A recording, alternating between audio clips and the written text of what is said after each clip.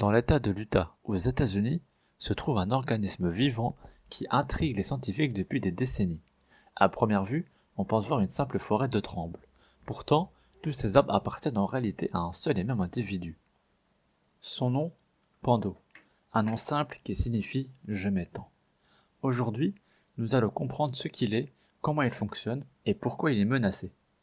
Pando est constitué d'environ 47 000 troncs de Populus tremuloides, appelés en français peuplier faux tremble, ou plus simplement tremble d'Amérique. Et ce ne sont pas des arbres distincts. Chaque tronc est une tige reliée à un seul système racinaire souterrain. Tous ont exactement le même ADN. Cela signifie que Pando est un clone géant, formé d'un seul individu. Cet ensemble couvre environ 43 hectares, ce qui en fait l'un des plus grands organismes vivants connus. Pando se trouve dans la Fish Lake National Forest en Utah.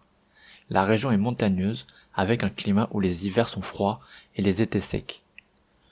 Ce contexte a permis au tremble américain de s'étendre lentement, dans un environnement où les racines peuvent se développer facilement. Le tremble se reproduit très peu par graines. Il utilise surtout une reproduction végétative. Ses racines s'étendent horizontalement sous terre. Quand une racine trouve un espace favorable, elle fait pousser une nouvelle tige. Ainsi, ce qui semble être un nouvel arbre n'est qu'une extension du même organisme.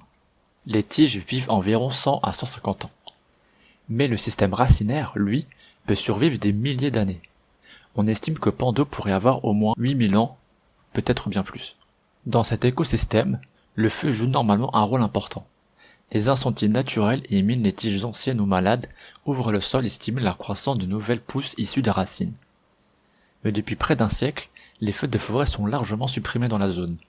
Sans ce cycle naturel, Pando peine à se régénérer correctement. L'absence d'incendie favorise les tiges plus âgées, mais empêche l'apparition des nouvelles générations. Aujourd'hui, les scientifiques apprennent à réintroduire le feu, mais avec prudence. Une autre menace importante est le surpâturage.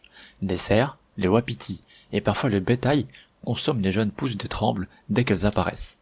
Sans renouvellement, certaines parties de Pando vieillissent et s'affaiblissent. Des études montrent que presque la moitié de l'organisme est aujourd'hui en déclin. Pour limiter ces impacts, des zones clôturées ont été installées. À l'intérieur, les jeunes tiges survivent, à l'extérieur, elles sont rapidement détruites. Pando est unique à plusieurs niveaux. Il est l'un des plus grands organismes vivants connus, il est aussi l'un des plus anciens. Il constitue un exemple rare de superorganisme où toutes les parties sont connectées et dépendent d'un même système racinaire. Pour les scientifiques, Pando représente un modèle précieux pour comprendre la reproduction clonale, l'évolution des arbres, l'adaptation au changement climatique et la dynamique des forêts de tremble. Pando n'est peut-être pas le premier endroit auquel on pense lorsqu'on parle de nature spectaculaire, mais il a survécu à des climats extrêmes, à des incendies et à des glaciations. Son existence rappelle que certains organismes ne se voient pas au premier regard. Sous cette apparence de forêt ordinaire se cache un individu immense, ancien et fragile. Mais tant qu'une racine vibrera sous la terre de Fish Lake, tant qu'une tige cherchera la lumière du jour, Pando vivra.